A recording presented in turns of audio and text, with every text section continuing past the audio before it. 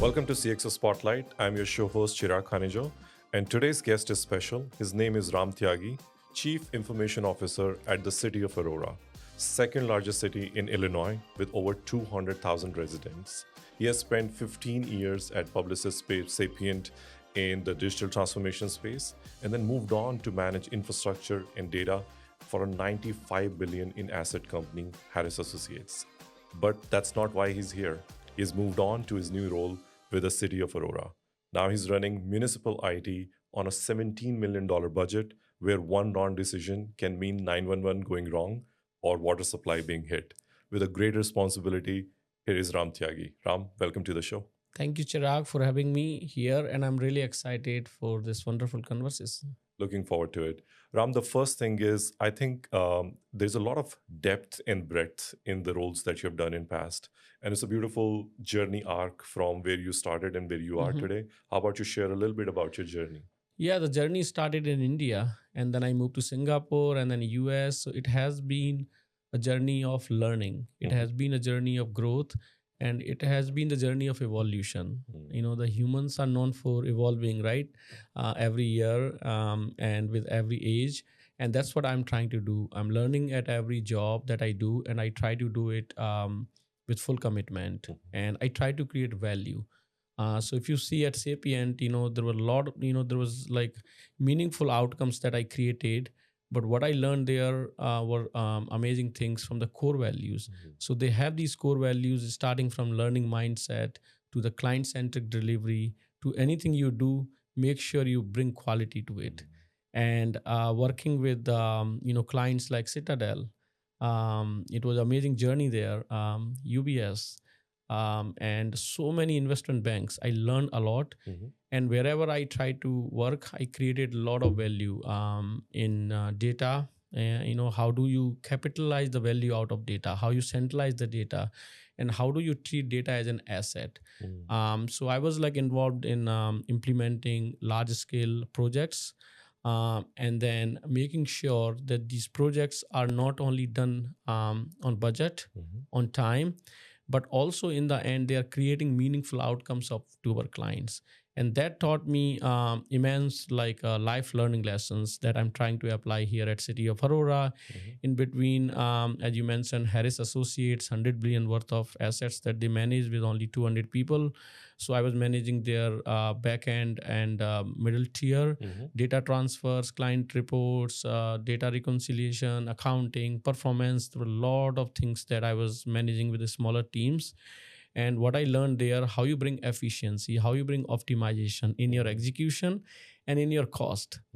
So when this opportunity came to me for leading the team at City of Aurora, which is second largest city, as you highlighted, and working closely with mayor who wants to bring optimizations in everything that we do, fiscal responsibility, and also efficiency in our cost measures. The city is dealing with 35 million budget deficit.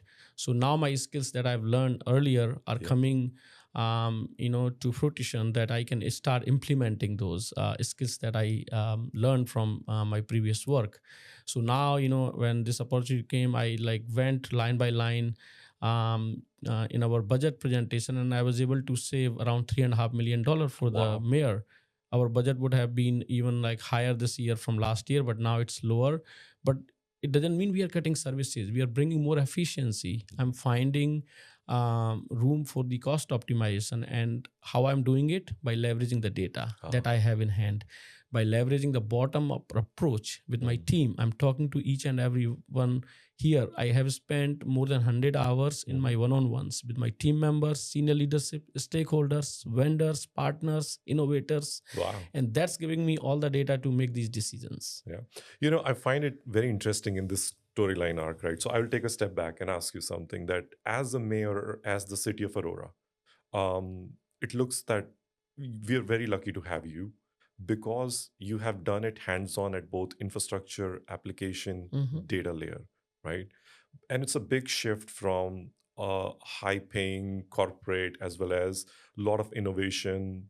Corporates and enterprises known for doing the best of the breed, right? Mhm. Versus something like coming in a public service and working for the city, a big transition.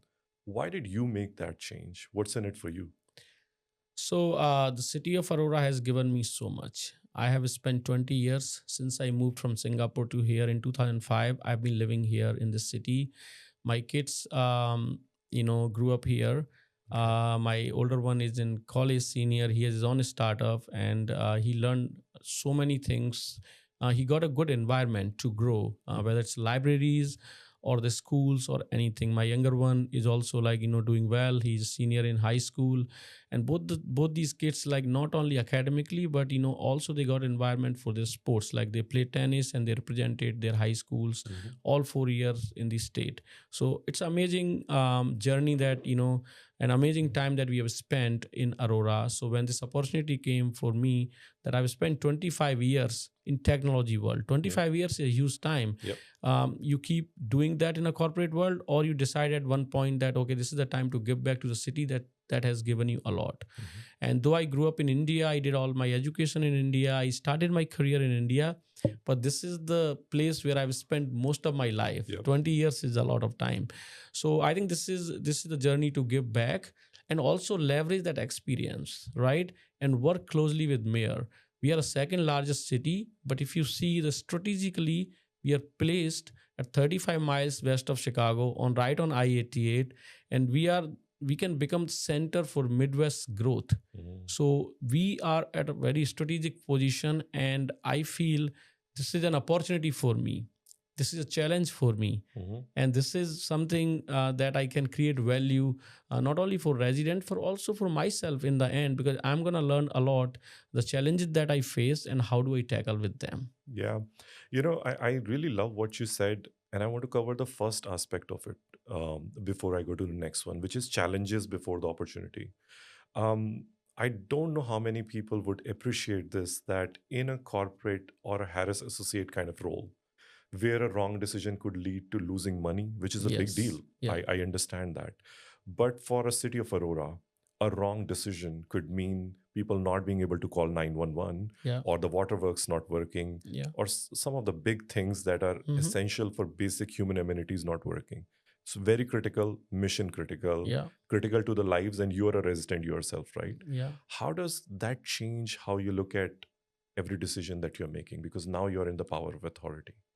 And I have spent a lot of time in social circle as well. Mhm. People know me in Aurora, and I used to volunteer a lot earlier, so I understand the significance of my role, how it impacts day-to-day lives. Like, Mhm. we are talking about more than 280,000 residents, right? And you mentioned about the water. It's not only just like water is not available, but we work on such a high technology, the kind of technology we use to filter our water and Mhm. all in those Mhm. things.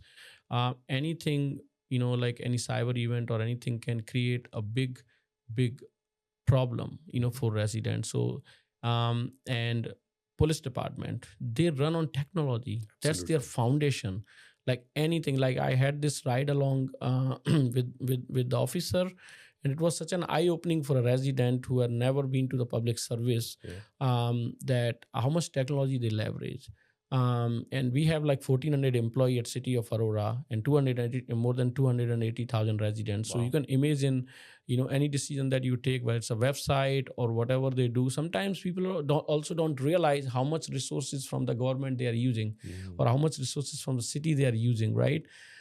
So any decision that I take, I'm like taking very thoughtfully. I'm not taking in a rush.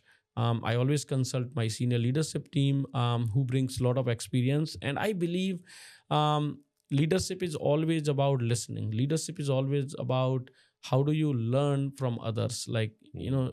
probably I'm new, but then others have bring years of experience. Mhm. And not only like my senior leadership team, but also I'm building this friendship and extending hand to CIOs from neighboring counties, Mhm. big cities like Chicago, Houston, Chattanooga, and others, and they are good friends. And now I'm building that network of CIOs and CTOs to work together, to collaborate, to learn from each other. And I'm not only just thinking about day-to-day things that we just highlighted. Yes, that's my focus, but I'm thinking beyond. What beyond means, like bringing self-driving cars here, bringing quantum research firms. We have a fiber optic, 555 miles of fiber optic in City of Aurora, which is a great asset for any city. You will not find this in any other city.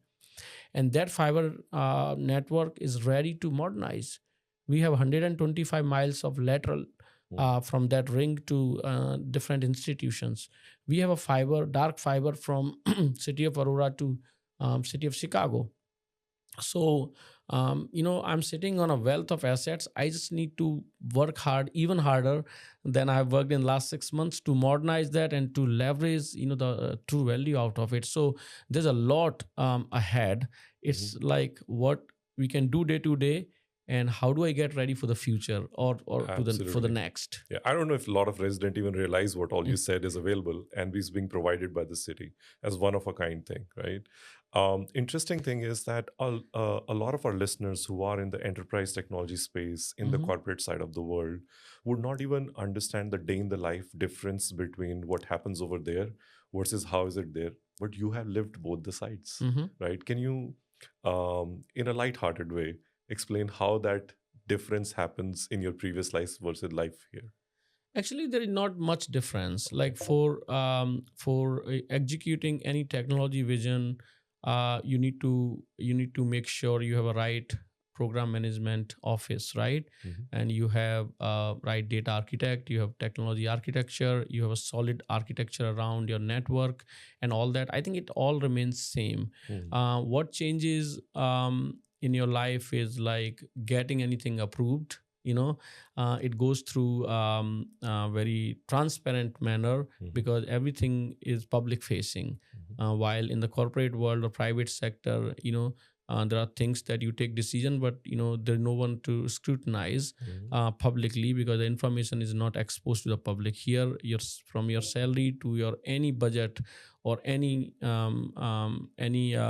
contract that you sign, everything is public facing. So that's a big difference to me. But at Harris, like, we had this governing body, so any money you spend, you would have a business case, you present to this governing body, and here, like, you present to the city council, right, or to your council members. So you are convincing, I would say, a oversight body anywhere. So I think I find synergies rather, and I try to, as I said earlier, there are challenges always, there are constraints, but I find them as an opportunity everywhere that I have worked, and and to kind of make my life like successful out of that. So there are some differences, but I feel a lot of synergies that you can that I can leverage my experience to get better results. Yeah, let's talk about what you walked into as you started with the office, right? Around $17 million of budget, 43 employees, right? Yes. And this team to execute a very ambitious sort of plan to build it like a cyber hub, AI powered city. Yeah. And resident take a lot of pride in saying these things, right? And that's your mission, right? Yes. But resources are not same as you would find in the enterprise area, right? And that puts a lot of pressure, but that also needs a stronger decision making. Yeah. I don't know if you said this or not, but I heard that we don't need shiny furniture, right? It can come later as we evolve. Yes. Did instances like this happen, and you had to be with a strong minded decision making? Yes, many times. Yeah, like, and when we were moving, from one building to another, I thought, I decided to just move, right? Just like, let's focus on execution rather than on, like, what I need to have in my room, right, or in my office. So it was like that. Yeah, so I always try to focus on execution. And one thing that I think you missed in your, I think you have done a good research, but we're working with like over 45 people and all that, but also, like, we have these amazing partners, the vendors. I call them partners, and recently I started calling them innovators because they're doing a lot of innovation that we get advantage out of, right? So I collaborate with them as well. So we have 50 plus, like, I think, partners who helps me other than the team that I have here, and I rely on their capabilities, their partnership, and their value that they create for us. And I also try to create value for them by talking about them Mhm. and giving them like my feedback. But I rely on them as well, and they are always there. Whether it's like, I love experimentation. So when I joined them, I asked like each and every employee to kind of embark on something other than what they do day to day, like experiment on Mhm. things, whether it's data or AI or any emerging technology or any tool they want to bring or anything that can improve Mhm. their productivity, so they can focus more on like rather than day to day things, they can focus on more quality outcomes, right? They can leverage their time better. I encourage like more reading, because that also empower your Mhm. efficiency, Mhm. you get good ideas. So I'm trying to bring a lot of out of the box thinking Mhm. Mhm. to the table, so that we focus on execution, just not on talking but focus on execution as well, trying to define KPIs so we can measure our performance day Yep. to day, like how many tickets are being closed on a service desk side, right? How many tickets are aged, right? So people are not even paying attention, that kind of thing, but it's happening through data. Over time or anything that public is criticizing, hey, how you are using our money efficiently. So I'm trying to bring data to the center. Mhm. And that's like helping everyone. People like appreciate that this data dashboard that we were not using earlier, and now we are using Mhm. that as center of decision mapping Mhm. making center of decision making. So that's like extraordinary value I see being created across the organization. Fantastic. My background in past has been with IT services, IT vendors and Mm-hmm. partners. When I hear things like they're not my vendors, they're my partners, Mm-hmm. I take a pause Yeah. because everybody would like to be a partner with you, right, as an Mm-hmm. IT company. But clearly in your mind, there is a difference between a vendor and a partner. What's that line when a supplier starts becoming a partner in your mind? It starts with the value. Mm. So even like let's say I'm a partner to the mayor's office, and sometimes people hesitates like what I'm going to present there. So I tell them, don't try to impress the mayor's office, just create a value first. Once you create the value, once you bring something, and they will appreciate and they'll call you, they'll talk to you, right? So similarly our vendor partners as well, it's not about bringing an idea or having a sales pitch or convincing me on something. They like, I appreciate the value that they bring to Mm. us. So for example, if I'm on a this data centralization journey, the reference architecture they can bring, which is Mhm. which can create a solid foundation for us, that's the value they're going to create for me, because they are not just like centralizing the data for the sake of data centralization, creating a warehouse or creating like Mhm. very reactive pipelines from different sources, but the architecture Mhm. that they bring, which is modern, which is like self healing and all that. I think that is the value I see that they create for us, and that's where I differentiate them. Like how you are fostering the implementation as my partner, how what kind of experiments you are doing within your organization, because I want to deal or I want to work with the partners who are always ready for change, who are always ready to adopt new technologies, who are always ready to kind of experiment on emerging stuff. Yeah. So that's how I see it. Yeah, like uh, going from like, okay, we are selling you something and we are doing this work for you, we are paying them. From that model, we are trying to transition where we are talking more. Mm. We are like trying to learn from each other. We are like helping each other to grow. We are providing feedback and we are ready to listen, Mm. and then create a value in the end for each other. Absolutely. Absolutely. Yeah. So let's now talk about what you're executing and what I heard. Net zero neighborhoods, the 81-kilometer off, the fiber ring Mm-hmm. connecting all the way to Chicago, Mm-hmm. the AI policy with IDC, Yeah. things like that, right? Mm-hmm. But at the same time, dealing with legacy that used Yeah. to exist, right? Yeah. How do you balance this act of building for the new, that ambitious plan, versus don't break anything Yeah. Yeah. that is provided? So how are you Yeah, no, balancing that's that? a very good question, and that's a challenge we all deal with. So what I try to do is, obviously, not. go as in a waterfall model, but be truly agile, not a fragile model, right? We always joke about the agile, when people mix agile and waterfall, but I try to be truly agile, where let's like build something, and as a POC or MVP or kind of pilot, and start from there, right?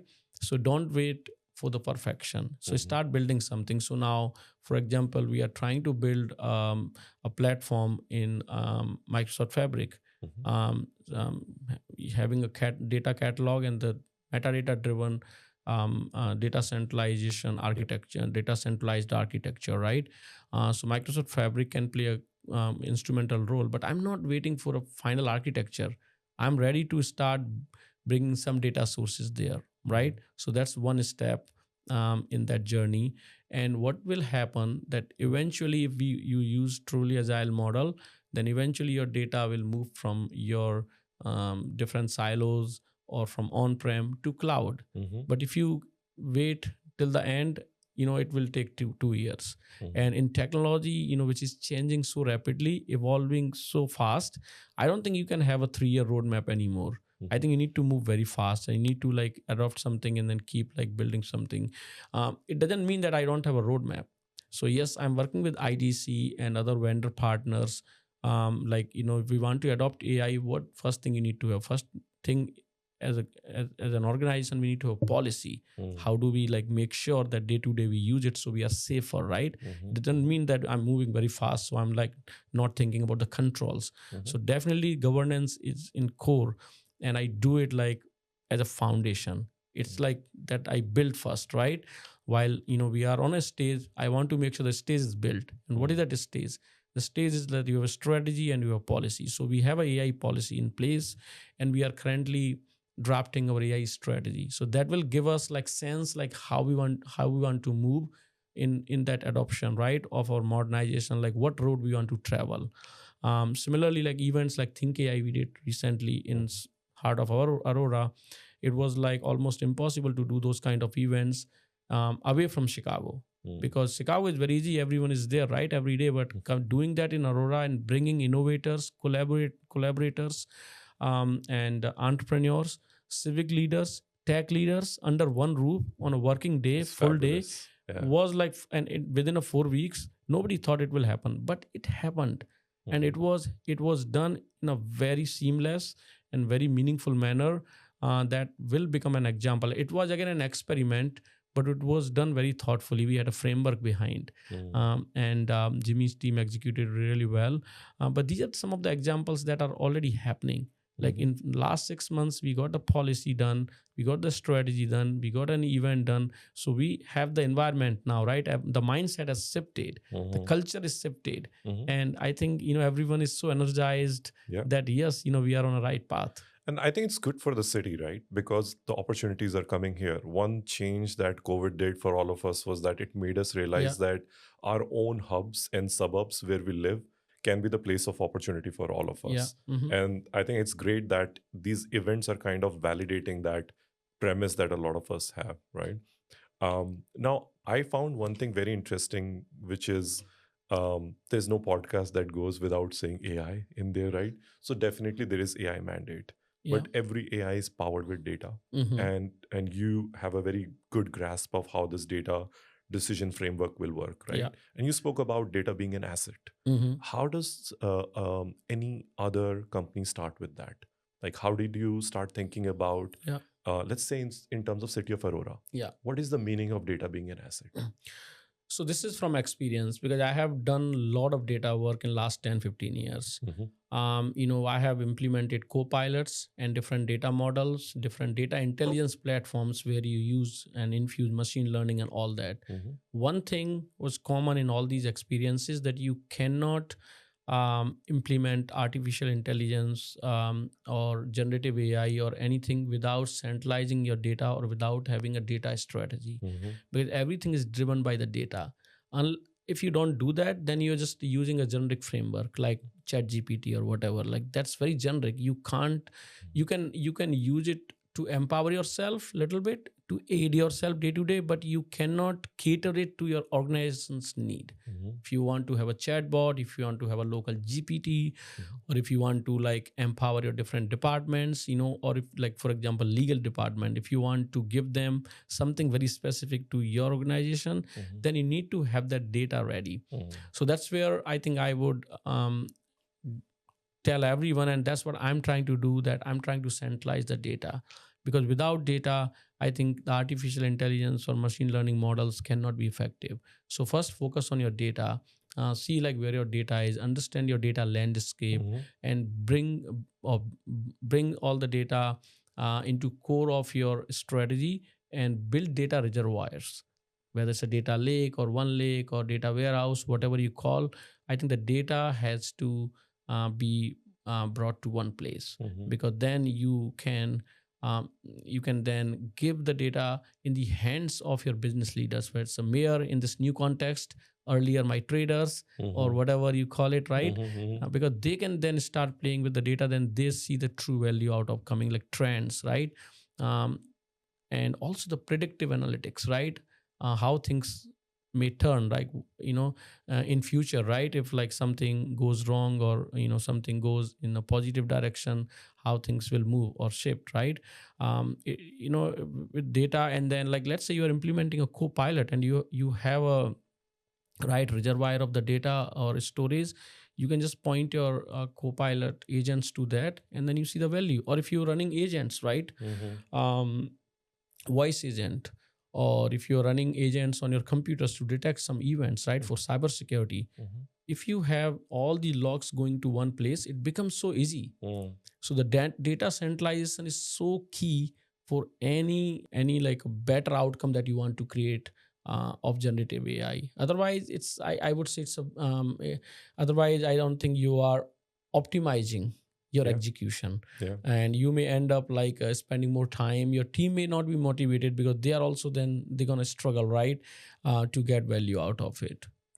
I think this is a personal learning. As me and my team are building AI platform, we realized something very interesting, that we were building it for IT industry, and the whole premise was that it needs to sound different.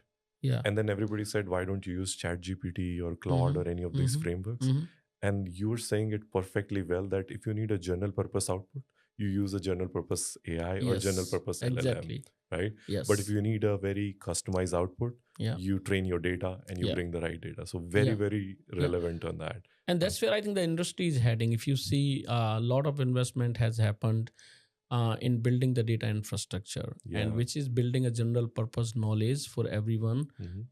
I think ChatGPT, OpenAI, and other platforms, whether Gemini, I think, and Copilot from Microsoft, I think they have transformed the way we think. Now, for a person whose native language is not English or German or whatever, you can still talk in your native, in your own language, and you can convert right into that. So that's a big thing, right? So obviously things are happening faster, but as you said, like for any organizations to get real advantage of it, I think you need to focus on your own data, and then bring these tools, right? Even like, I have been using Cursor a lot lately for my own coding. And in order to use Cursor, it needs to understand your context. What are you trying to build? It codes for you. It's going to use different APIs from Anthropic and from OpenAI and from other Gemini and others. But you need to provide your context in order to get the right results. I in several of the interviews, somebody asked me, what's the pressure check if a CIO is keeping up with times or not?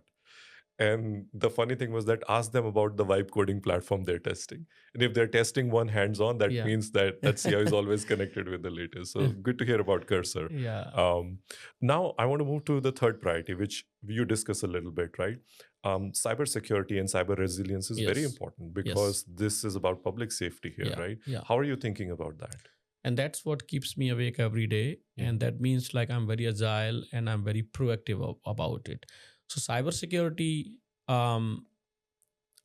has two elements in order to be vigilant. One is being proactive. always, no matter what you do, the rogue elements are always ahead of you. So you have to be very proactive. Yep. You're building controls, you're reviewing your logs, you're building new notification channels, right? You're bringing new identification patterns and all that. It means you have, again, full control on your data. So that's one aspect of it, being proactive, right? And building controls proactively rather than reactively. The second element of cybersecurity is collaboration. So how do you collaborate with your other organizations? Because you know, different organizations have different contexts and they are being attacked differently. So it's always good to understand those patterns and learn and contribute. So you sharing information with them, they are sharing information with you. Specifically in the government sector, in the public sector, if you see, you have a structure of municipalities, counties, cities, right? And then you have these small things like a park districts, right? Libraries. They have their own network, and if we don't collaborate together, anything can happen with these smaller entities because they don't have the right tools in place. Then you have federal government, state government. There's so many entities, and if they all work together, that's why we do tabletop exercise to bring all those entities together, and we run few use cases like if this happens, what will happen. It's like you're running a simulation, right? So I think that's where I'm trying to focus, and cybersecurity is one of my top 5 priorities. So to become a cybersecurity leader in this region and to lead with example, to bring everyone together, to bring everyone to the one stage and learn from each other's experience, share the information when something happens, so then they are not the next in that line of attack. Absolutely in good hands. So now let's move and get a little bit tactical and value forward, right? Let's say you have a great plan that you're executing on, been 6 months, right? Yeah. But a lot of other CIOs in your shoes playing a municipal sort of role in leadership or mid-market CIO role, right? How would you help them? What helped you get started? Hindsight is 20/20. You have been 6 months. How would you help them? How should they get started with their first 6 months plan? So I think first thing that I did was talking to each and every team member. So I spent, as I said in the beginning of our interview, I spent more than 100 hours talking to each and every of my team members. So you get like what they're struggling with, where they are, what kind of value they can create, because every one of us has some some skill, right? Some different skill. That's how we are crafted, right? Some people are really good at data, some people are really good at project management, or some people are really good at talking, so they can convince, right, people. So I think that was the first thing. Know your team, know your players, so you can strategically place them and you can strategically leverage their strengths, and also encourage, bring some some sort of different mindset, like training for everyone, that kind of thing, right?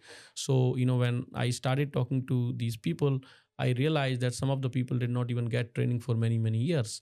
So you are getting to know them, you are getting to know their needs and all that. So I think getting to know your people is very important. The second thing is, have core values. That's what I learned from Sapient. Those core values always keep you focused. This is my road. You don't then deviate, right? You work in one direction, all of you, right? It's very essential to work in one direction, right? So defining those core values, and you don't need to be perfect. Define 2, define 3, define just 1, right? But have some core values, so it reflects your leadership and it reflects your guidance to the rest, to the team, that okay, this is what our leader wants, right? And then you can evolve based on the feedback. Then have a feedback loop where you are keep on talking to your stakeholders, have a regular discussion with your stakeholders, business people, whoever is your stakeholders are, with your partners, right, vendors, and have that feedback and listen to them. Ask them like, what do you think about me? Just don't provide the feedback, but get the feedback. So that feedback loop is important.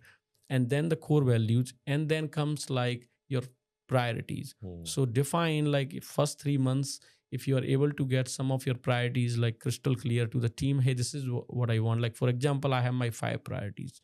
Data driven decision making. So anything you do, make sure data is in the center. We are going to experiment. The second priority is moving your footprint into cloud and AI. So we need to accelerate that, and we need to do whatever we do. Like today, if I'm bringing a new use case, I want to make sure that's happening in the cloud, not happening in the data center. Yep. Yep. So that's like the mindset they have now. The third one is becoming a cybersecurity leader. Mhm. So everything, anything you do in the cybersecurity, you do with a proactive mindset. Mhm. And the fourth priority I have is like modernize our fiber, leverage the fiber network. Mhm. So that also bring the mindset now. When these vendor partners are coming, they are also bringing ideas to me. Hey Ram, this is one of your priority. How about we can help you in this, right? Mhm. And the fifth one is community engagement. Like we bring a lot of, like, at technology team, we bring a lot of expertise. And I know from 5,000 feet, this is the mayor's vision. So now I want to work with local institutions like universities and schools and all that to bring that Oh, yeah. the high skilled labor force. Yep. So Yep. I think defining those priorities, defining the core values, and talking to your people, I think the Yeah. foundation, the stage that you're setting for your leadership. I think that's important in my view. There are many other things I can share, but I think if you start with those three things, you are Yep. setting yourself to the success. You know, Mm. I love this. Why? I'll tell you this. Because in today's world, if anybody asks this question, the very quick urge is to point towards technology and AI and automation. But why I love this is because you started with human first, that Mm-hmm. know your team, Yeah. and then learn where you can place them at the right place at the right role. Yep. It was not about reducing team, it was not about getting rid of people. So that is great because it's people first. And even the second few things that you advised to other CIO was the business first angle of looking at the priorities of what is needed. Yep. And I love this because technology comes after all these things, Yeah. not before that. Sometimes we Yeah. put technology ahead of, like, let's do AI, and then we try to find a Yeah. use case. So this is Yeah. fantastic. No, thank you. And the way I'm bringing technology is like fostering the experimentation. So Hmm. what I'm asking each and everyone to start experimenting and not fearful of failure. So it's okay, something they tried to experiment and not work. It's okay, because experimentation, it's like a lab. Yeah. So if you don't experiment enough, your laboratory is not going to yield into anything. What you see with OpenAI or what you see with NVIDIA, these are the greatest technology firms evolved from that laboratory, right? The mindset that they had. Even Yeah. like Elon Musk, like he fostered a lot of experimentation in his team. Even like if you see like what we see, like the Nokia phone, right? I always give this example to everyone. Nobody ever thought that phone can be, you know like there can be a phone without keyboard, Yeah. right? Yeah. And then Steve Jobs comes up with this experimental idea, and he said, like, we don't want to bring what people want, we want to give them a different experience, right? So he gave them a different phone, like with the touch screen and all that. Obviously very simple idea, but experiment, right? So I believe in that philosophy. If you talk to your people and if you foster the experimentation, that emerging technology emerges itself, and Mm. you get educated, and then you start talking to your CIOs, like this kind of conversation.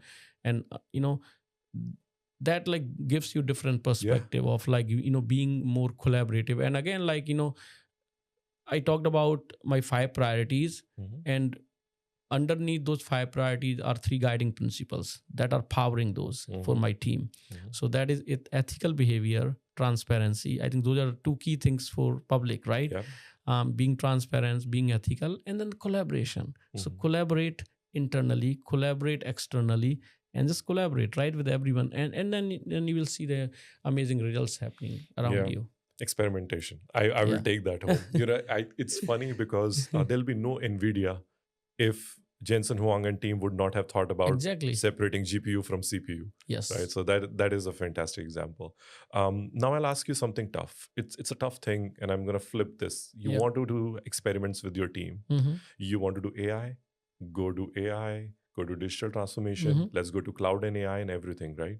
But at the same time, you have to balance this budget. There Mm-hmm. are other CIOs out there who deal with this every day. Mm-hmm. That how do you go about doing the budget planning for yourself?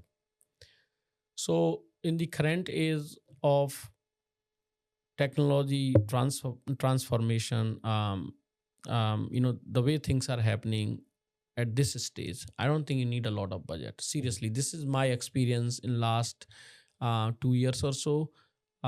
Because we are in an experimental environment. If you see like Google, Microsoft, and my Google, Microsoft, IBM, and all these companies, they are giving you a lot of things free in order to experiment. So let's say you want to experiment on Microsoft Fabric with your Microsoft 365, you get free 3 months trial. 3 months you can do many experiments. Obviously, if those experimentations are turning into some artifacts that you want to sort of double click, then you go into obviously you start paying and you start like building production ready things, right? But there are so many free things available. And even you want to let's say you want to use Cursor, it's $20 per month. Yep. $240 per year. It's not a huge investment, right? So we are living in a different world. Yep. 10 years back, if you are doing some experimentation and you want to bring a new platform, you would spend thousands of dollars, sometimes hundreds of dollars, hundreds of thousands of dollars. But nowadays, these leaders from these big companies are ready to work with you, collaborate with you, experiment with you. So I don't see any constraint. A lot of people ask me, and some people always comment, "Oh, you cutting your budget? How you are getting ready for emerging technology?" I don't think there's any relationship. Experimentation is a mindset, right? And when you cut the budget, it means you're finding the efficiency, you're finding the loopholes that these leaders, my predecessor or somebody probably did not pay attention, right? In the scale of hyper growth. But there is always opportunity. Like think about your house. Like we are all living in a material world. If you start cleaning your closet, you will find so many unused clothes that you can throw for charity, right? Do you really want like to have 50 shirts in your closet? No, you would like to have 5, 10, right? Or whatever. I'm just giving you analogy, So this is how the departments are. There's a lot of waste there that you can throw. Absolutely. Right. And that's the mindset I bring, that money is not a constraint. If you create value for a department, they will fight for the money for you. They will say, "Oh, you want to use this tool because they did the pilot and I see a different outcome out of this. Let's allocate some budget for it." They will do it for you. I think money will come as you create the value from the experimentation. So I don't see that as like a big constraint for me. And that's what I have seen in last 5-6 years, like from Sapien to the Harris and others. If you create a value, I think it was not a constraint. But if you don't create a value and you just like present like a big roadmap and you say, "Hey, this is going to cost $3 million," nobody's going to give you $3 million in this current age because everyone is talking about efficiency. So that's my take. Awesome. We are almost at the end, but I have 2 questions which are very critical for the City of Aurora, right? You're building, this is about skills that matter. People who want to work with you in your team, right? You're already on a program with the workforce development for the Aurora University and Wabonsi, right? Talk to me about what do you think are essential skills that that a lot of people who want to work in teams like yours should develop? So that's a very good question. And I think a lot of people are scared of AI. So first thing I would say, AI is not going to take your job. It's going to create different kind of jobs. And I think this is an opportunity where I would like to highlight one of the analogies that I've been giving, like that's building the bridge. So any industrial revolution, when it starts, it's like when you build a bridge, a lot of construction happen, a lot of destruction happens. So you see like a lot of things like moving along here and there. So people may be losing the job now, but there are new kind of jobs coming. And once the AI thing settles down, once this, because we are all in experimentation mode, right? We are learning, we are scared, but we are learning, we are creating governance and strategy and all that. So more and more new kind of jobs will be created. In Aurora, I think with my team and also the kind of industry that we want to bring here, I think I would say, having some knowledge of emerging technology tools like data. Data is going to play a pivotal role in future. So data integration and how you bring data together, I think, and how you bring meaningful outcomes of the data analytics and all that. I think infrastructure is a big skill for city like us. Network, how do you modernize your with the cybersecurity right in place. How do you modernize your infrastructure? I think that can be a good skill, like how you have like dynamic firewalls, right? How you collect the data, how you collect the logs and all that out of this, so you're proactively like working on it. I think those are the skills. And I would also say, like, start learning about quantum, because we all are getting impatient with artificial intelligence tools. So artificial intelligence is nothing but intelligence out of data, right? It's artificial intelligence, and we are Mhm. trying to get it too close to the human intelligence. Yep. That's how this machine learning empowering artificial intelligence, right? Mhm. Or machine learning empowering intelligence from data, sucking intelligence out of data is artificial intelligence, right? That's like generative AI. Chat GPT is giving you Yep. that in a more practical manner, right? But if you see, like in terms of like um, permutations and combinations, like RSA security tokens and all that, or even you're using cursor, sometimes you get impatient. So what, like, so I think in my view quantum can solve that. Mhm. I know we are maybe early, but some, Jensen Huang said earlier 20 years for quantum, and then he said no, maybe 5 years, 7 years, Yeah. right? Don't quote me, but he just changed his so nobody is right or wrong, right? Mhm. Technology is evolving so fast. Why? Because experimentation is happening at a larger scale. Mhm. And because a lot of companies are experimenting in quantum also can become a reality in a couple of years. So I would get ready for that as well. I would like start learning about it, like how general CPUs or the CPU or GPUs that Nvidia use, how they work against, versus quantum computing, which works on qubits, right? Yep. So there's a lot of information available on YouTube and other places. If you or anyone like start educating themselves about that, that can be very useful in future. It's Things are evolving very fast, and you will never know like if quantum is there in next Yep. few years. Excellent. Yeah. Excellent. Last question, a little bit philosophical. Let's say 2 years from now, you turn around. Yeah, What would you love to have seen change for City of Aurora? I would love to see some like quantum research company coming here leveraging our fiber. So that's number one. Second, I would love to see Aurora as a cyber hub, like a San Francisco or Bangalore, becoming a Yeah. cyber hub of Midwest, right? I think those two things I would love to see, so we can create high paying jobs in Aurora, and also we can revive. Aurora used to be the uh, the hub for industrial revolution. We had a Caterpillar and all those kind of industries Mm-hmm. here before they were out. They Mm-hmm. started outsourcing to Mexico and other cities, and that's why you see, as a second largest city, we have huge strategic, not only location but positioning Mm-hmm. in order to unleash the next Yeah. or the future. And I'm very hopeful, and I hope keeping data in the center, we are Mhm. very close, and we are like on the right path. Awesome. Yeah. Well, Ram, thank you so much. We wish you the best in this mission. And I think you have the right ingredients and the path and the strategy to go forward. For our listeners, thank you for tuning into CXO Spotlight. Have a good one. Thank you so much. It was Awesome. very enlightful and meaningful discussion.